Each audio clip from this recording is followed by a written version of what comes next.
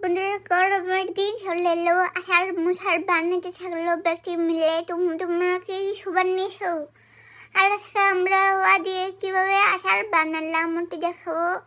প্রথমে দুইটি খাবার হওয়া নিবে আর আল্লাহ করে দিবে, একটি ছুরি দিয়ে জবি করে দিবে আর মন টুকরা করবার মতো নিটি সেট না মুখে ভিতরে নিয়ে শিবি করে আমার বেনা তবুও মন করে মুখে ভিতরে দিয়ে দিবা যাতাযাতি করে। আর মুখে যখন ভরে যাবে দেখো দু যাইতে ঢুকাছে আর মুখে ভরে গেলে এখন নিয়ে বললো এক ফালি লেবু আর এমনি করে চিপা দিবা, সব রস বের করে নিবা। টক বানাতে হলো আষাঢ়, তো নাহলে তো টক, নাহলে তো হলো না।